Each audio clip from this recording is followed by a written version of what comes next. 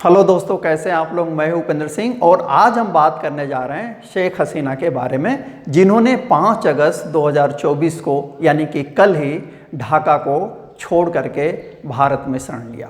लेकिन मेरे हिसाब से यह ढाका नहीं छूटा है शेख हसीना से।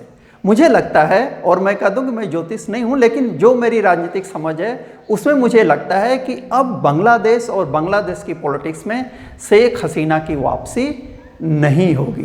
इसको हम बाद में देखेंगे कि क्यों उनकी वापसी मैं कह रहा हूं कि नहीं होगी। सबसे पहले हम देखें कि यह जो बांग्लादेश है वह कहां से आया।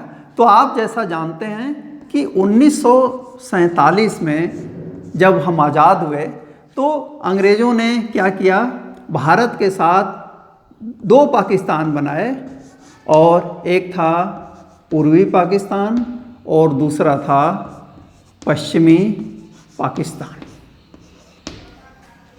ये 1947 में बने, लेकिन इतिहास की अपनी गति होती है और 1971 में, डेट भी आप लिख सकते हैं, 16 दिसंबर, जिसको बांग्लादेश में विजय दिवस के रूप में मनाया जाता है, 1971 में पाकिस्तान की हार होती है भारत के साथ, और फिर पूर्वी जो पाकिस्तान है वह क्या बन जाता है, वह बन जाता है बांग्लादेश। और इस प्रकार से आप देखें तो कितना समय, लगभग 24 साल के भीतर जिन्ना का जो 2 नेशन थियरी थी वह फेल हो गई। 2 नेशन थियरी क्या थी? उस समय ये कहा गया, और स्पेशली 1940 में जब पाकिस्तान का प्रस्ताव पारित हुआ तो जिन्ना ने यह कई बार दोहराया कि हिंदू और मुसलमान ये 2 मजहब नहीं हैं, ये 2 कौम हैं, 2 वतन हैं, 2 देश हैं, 2 राष्ट्र हैं, ये एक साथ नहीं रह सकते। और उसी आधार पे अंततः 1947 में विभाजन हुआ। लेकिन बांग्लादेश का बनना 1971 में एक प्रकार से उस 2 नेशन थियरी की असफलता थी। क्यों? इसलिए क्योंकि उस समय तो ये कहा गया कि धर्म के आधार पे देश का विभाजन हो गया, तो हिंदू और मुसलमान अलग अलग कौमें हैं तो अलग अलग हो गए। लेकिन यहाँ तो दोनों मुसलमान थे, फिर भी ये विभाजन क्यों हुआ? तो इसके भी कुछ कारण थे, उसको आपको समझना चाहिए। पहली चीज़ तो ये कि शुरू से ही पश्चिमी पाकिस्तान के लोग, वहाँ के राजनेता पॉलिटिक्स पर हावी थे। जो पावर था स्टेट का वह ज़्यादातर पश्चिमी पाकिस्तान के लोगों के हाथ में था। लेकिन ये बहुत बड़ी बात नहीं थी।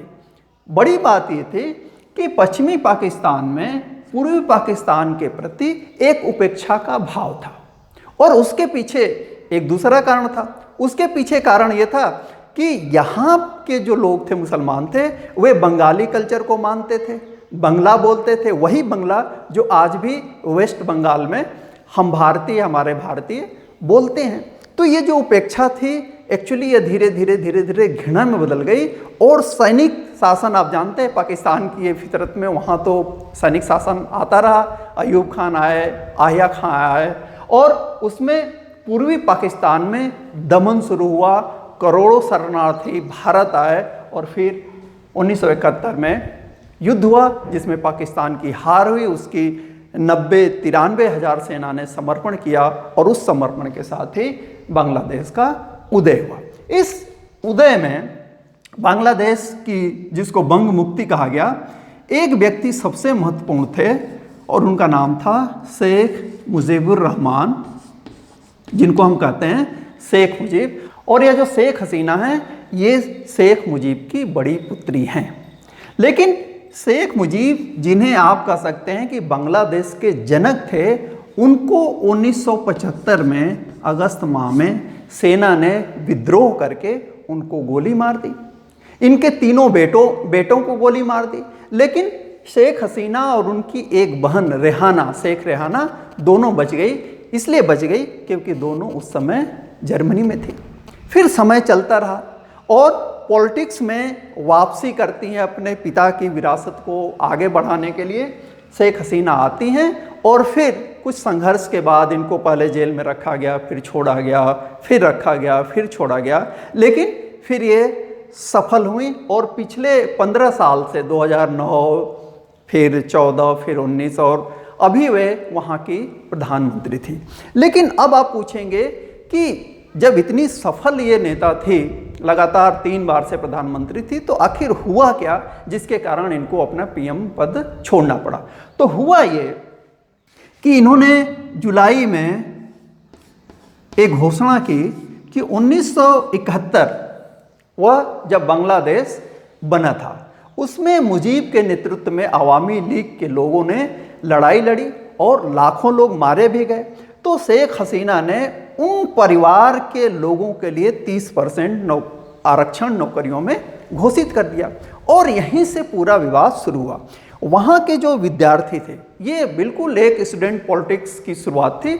वहाँ के विद्यार्थियों ने ये कहा कि नहीं, ये आरक्षण गलत है, 30% आरक्षण आप नहीं दे सकते, यह रोजगार और बेरोजगारी का भी सवाल था। लेकिन बाद में क्या हुआ, बाद में जब हिंसा बढ़ने लगी तो खुद गवर्नमेंट ने ये कहा कि हम इस पे पुनर्विचार करेंगे और सुप्रीम कोर्ट में जब मामला गया तो उन्होंने इसको क्या कर दिया, क्वैश कर दिया।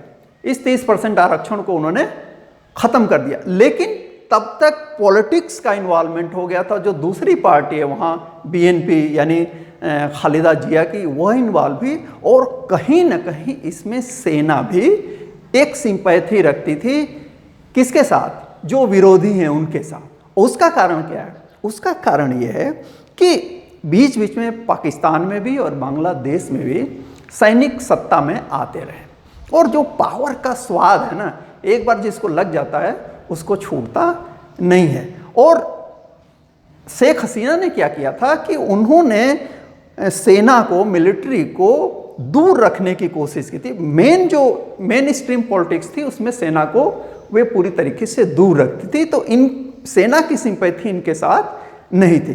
तो विपक्ष आ गया, सेना आ गई, और विद्यार्थी तो सड़कों पर थे ही। और फिर धीरे धीरे ये पूरा जो आंदोलन था हिंसक होता गया, और फिर स्थितियां इतनी खराब हुई कि 5 तारीख को इन्हें अपना देश छोड़ना पड़ा। मैंने ये कहा था कि अब पुनर्वापसी संभव नहीं है। तो उसका कारण क्या है? उसका पहला कारण तो यह है कि शेख हसीना का जन्म हुआ था 1947 में, और इस हिसाब से वे 75-76 ईयर की हैं। तो अब जब सेना आएगी या अंतरिम सरकार बनेगी तो मुझे नहीं लगता कि अगले 5 सालों में वहाँ कोई चुनाव होगा। और यदि चुनाव भी हुआ तो इस माहौल में शेख हसीना का बांग्लादेश लौटना और यहाँ चुनाव लड़ करके सत्ता में वापस आना संभव नहीं है। मेरा अनुमान यह है कि अगला जो चुनाव होगा उसमें बेगम खालिदा जिया को आगे रख करके सेना शासन करने की कोशिश करेगी। तो इस पूरे प्रोसेस में यदि 10-15 साल गुजर जाते हैं तो शेख हसीना के लिए अब यह संभव नहीं होगा कि वो 80+ में आकर के, जब उनकी उम्र 80-85 साल हो जाएगी, तो वे बांग्लादेश की पॉलिटिक्स में पुनर्वापसी कर सकें।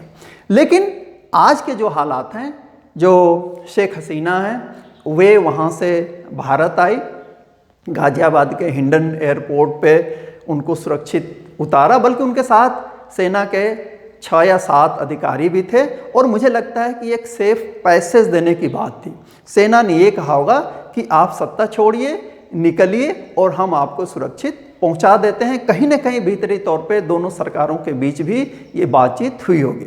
तो अभी फिलहाल शेख हसीना भारत में है, लेकिन एक अनुमान ये भी है कि ये कहीं विदेश में शरण ले सकती हैं। वह विदेश ब्रिटेन भी हो सकता है, बेल्जियम भी हो सकता है, या जर्मनी भी हो सकता है, जहां ये पहले रह चुकी। अब देखना यह है कि शेख हसीना क्या कदम उठाती हैं, बांग्लादेश में क्या हो रहा है, और हमारी सरकार इसको कैसे डील करती है।